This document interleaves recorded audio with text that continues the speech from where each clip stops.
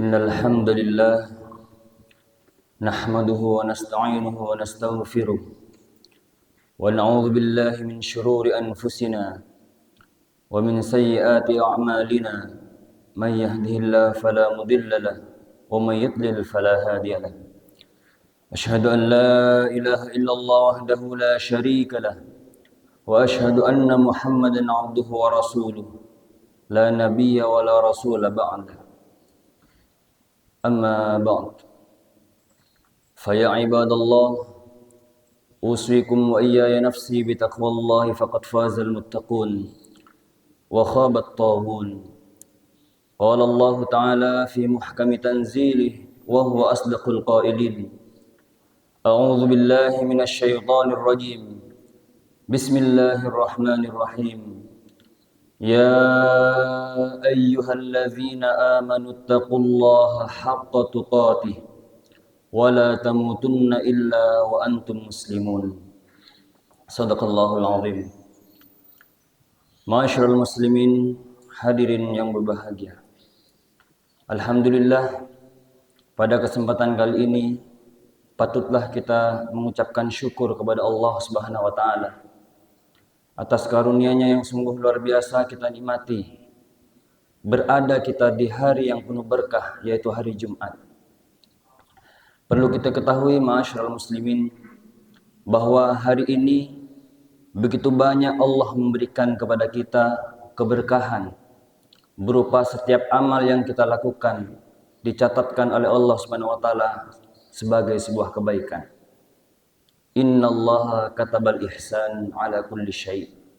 Bahwa setiap aktivitas dan perbuatan yang dilakukan oleh hambanya, maka Allah mencatatnya sebagai suatu kebaikan yang nanti akan dibalaskan Allah di surganya. Salawat beserta salam semoga selalu tercurah ke hadiran junjungan Nabi kita, Nabi Muhammad SAW. Perjuangan Nabi dalam menegakkan Islam sungguh luar biasa, yang insya Allah pada Jumat kali ini khatib ingin sedikit menyampaikan terkait dengan substansi dari surah Al-Jum'ah ayat 9 sampai ayat 11. Ma'asyiral muslimin rahimakumullah. Salah satu di antara nikmat yang harus kita syukuri adalah kita ditakdir menjadi umat Nabi Muhammad SAW. Saat kita menjadi umat Nabi, maka saat itulah kita memiliki banyak sekali keutamaan-keutamaan dibanding umat lainnya, dibanding umat sebelumnya. Salah satu di antara yang terkadang kita tidak sadari, bahwa setiap aktivitas yang kita lakukan, ternyata aktivitas itu pun merupakan implementasi daripada kita mengamalkan ayat-ayat Allah Subhanahu wa taala. Terdapat banyak di dalam Al-Qur'an Allah memerintahkan kita. Salah satu contoh, wa thiyabaka fatahhir, dan pakaianmu cucilah, dan pakaianmu bersihkanlah. Betapa banyak di antara kita yang dalam keseharian mencuci baju kita saat kita dalam keadaan kotor pakaiannya. Oleh sebab itu, maka ketika kita yakini bahwa mencuci baju adalah perintah dari Allah Subhanahu wa taala, maka disitulah kita yakin bahwa Allah sangat detail memperhatikan hamba-hambanya sampai pada urusan kesucian. Kemudian di ayat lain, warrujza fahjur. Dan apabila kita melakukan kesalahan, maksiat, dosa dan lain sebagainya, Allah perintahkan untuk kemudian kita beristighfar. Kita mensucikan diri kita, bahwa setiap kita melakukan kesalahan, Allah sudah ampunkan, Allah sudah jaminkan ampunan kepada kita. Maka menjadi umat Nabi Muhammad adalah suatu keistimewaan. Menjadi umat Nabi Muhammad adalah suatu anugerah yang luar biasa, harus kita pegang, harus kita kuat-kuat dalam mempertahankannya. Ma'asyiral muslimin rahimakumullah. Di dalam surah Al-Jum'ah ayat 9, Allah berfirman, A'udzu billahi minasyaitonir rajim. Ya ayyuhalladzina amanu idza nudiya lis-salati min yaumil jumu'ah fas'au ila dzikrillahi wa dzarul bai'. dzalikum khairul lakum in kuntum ta'lamun. Di dalam ayat ini ma'asyiral muslimin, Allah hendak menegaskan bahwa khitab daripada ayat ini adalah khusus bagi orang beriman. Oleh sebab itu maka kita dapati di dalam Al-Quran terdapat redaksi ya ayyuhan nas.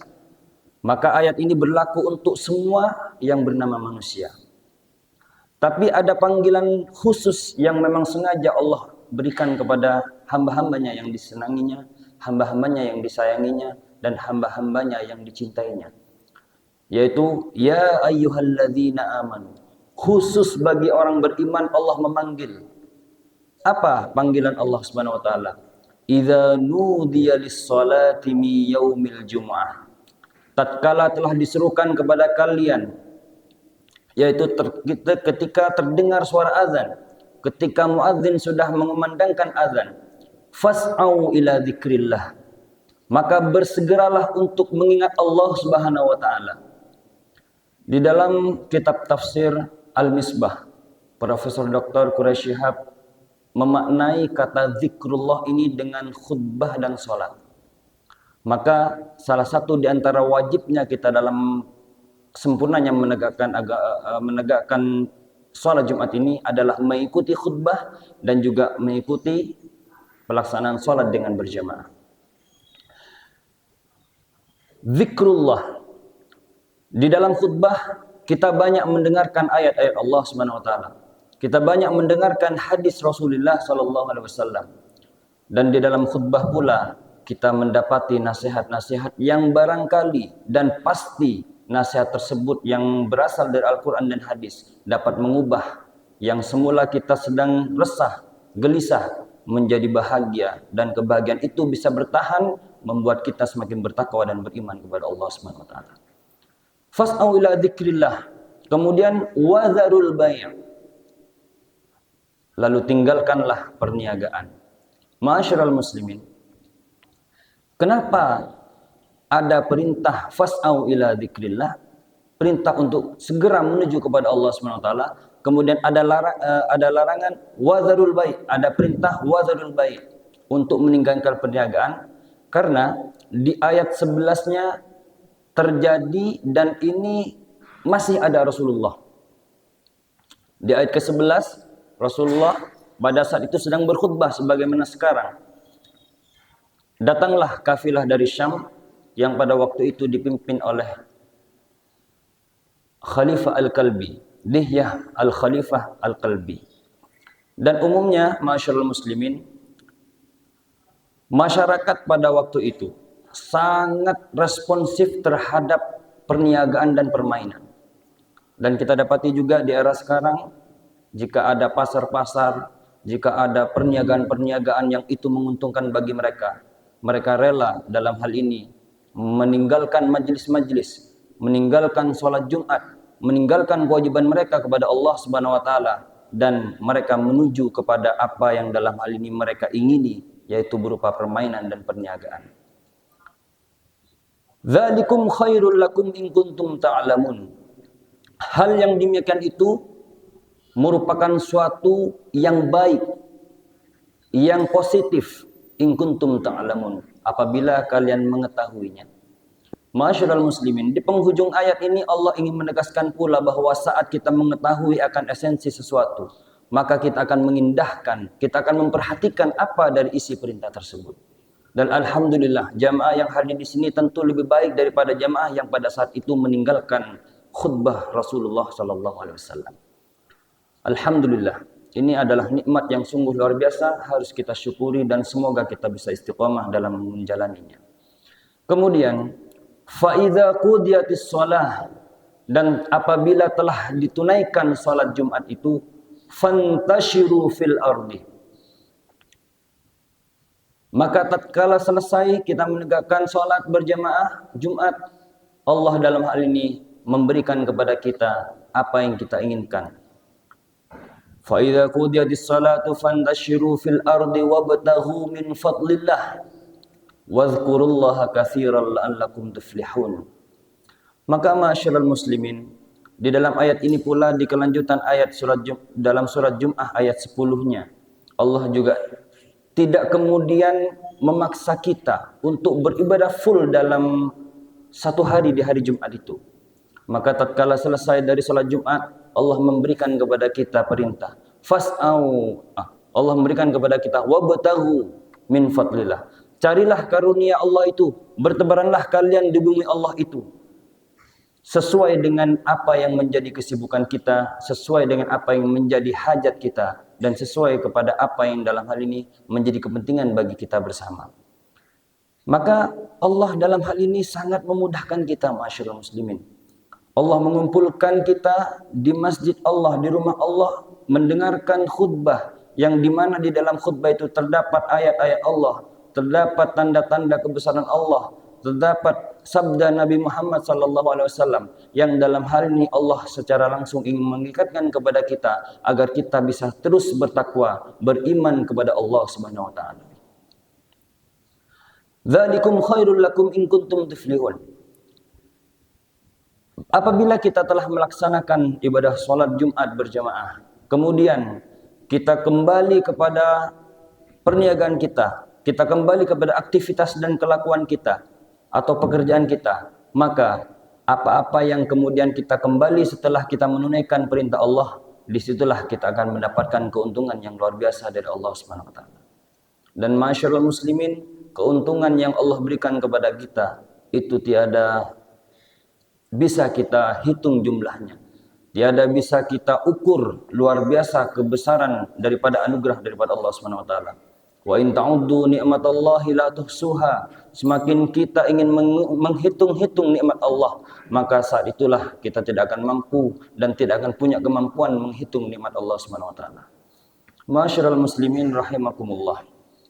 Di akhir daripada surat Jumat ayat 11, Allah ingin menyampaikan kepada kita, wa idza ra'au tijaratan aw lahwan faddu ilaiha wa tarakuka qa'ima qul ma 'indallahi khairum minal lahwi wa minat tijarah wallahu khairur raziqin. Di dalam ayat ini masyarul muslimin, sebagaimana tadi telah khatib sampaikan di ayat ke-9-nya, bahwa wa idza ra'au tijaratan, tatkala para jamaah khutbah itu berada dalam salat Jumat bersama Nabi, ra'au tijaratan, mereka melihat perniagaan perdagangan. Jadi kalau dahulu ibadah salat Jumat itu dilaksanakan di tanah lapang. Jadi berbeda dengan sekarang yang dilakukan di masjid-masjid. Oleh sebab itu dilarang melakukan transaksi di dalam masjid karena akan hilang nilai-nilai keberkahannya. Maka tatkala mereka bersama Nabi mendengarkan khutbah, kafilah dari Syam tersebut datang, dipimpin oleh Dihya bin Khilafah Al-Kalbi, yang dalam hal ini umumnya ketika pasar itu akan dimulai mereka menabuh genderang. Ditabuhlah genderang, kemudian saat ditabuh itu menunjukkan bahwa kafilah-kafilah sudah datang membawa barang-barang bersama dengan kelompoknya masing-masing. Dan mirisnya masyarakat muslimin, sebagian di antara jamaah Rasulullah itu pergi meninggalkan Rasulullah. Mereka insarafah, mereka pergi, lari, bahkan secara spontan menuju kepada dagangan-dagangan yang dalam ini dibawa oleh Khalifah Dihya Al-Kalbi. Oleh sebab itu maka kul ma indallahi khairum minal lahwi wa minad tijarah. Katakanlah kepada mereka, wahai Muhammad, bahwa apa-apa yang mereka dengarkan dalam khutbah itu berupa nasihat-nasihat, ayat-ayat, kemudian sabda Nabi, khairun, lebih baik, lebih utama minal lahwi wa minat tijarah, daripada orang-orang yang meninggalkanmu untuk kemudian menuju kepada perniagaan dan perdagangan itu. Wallahu khairur razikin. Dalam hal ini Allah menegaskan bahwa Allah lah paling baiknya zat pemberi rizki, dan ketika Allah telah memberikan rizki pada hambanya, tentu tidak akan ada di antara hambanya yang bisa menolak atau bahkan pun menahan daripada rizki itu sampai kepada hambanya. Ma'asyiral muslimin rahimakumullah. Dari surat Jumat ini kita dapat mengambil kesimpulan bahwa ternyata sahabat di zaman Nabi pun sampai bisa melakukan hal yang semacam itu, meninggalkan nabinya untuk dunia. meninggalkan ilmu untuk urusan yang dalam hal ini hanya sesaat. Maka kita harus mengambil ibrah, kita harus mengambil pelajaran bahwa ketika niat kita tulus dan lurus hanya kepada Allah Subhanahu wa taala, maka Allah akan mengawal semua amal itu menjadi keberkahan, menjadi nikmat, bukan nikmat. Karena masyaallah muslimin, apabila karunia itu tidak disyukuri dengan benar, maka dia bukanlah nikmat, tapi berubah menjadi nikmah. Salah satu di antara ketika seseorang salah dalam mensyukuri nikmat Allah adalah Allah menyebut maqam istidraj.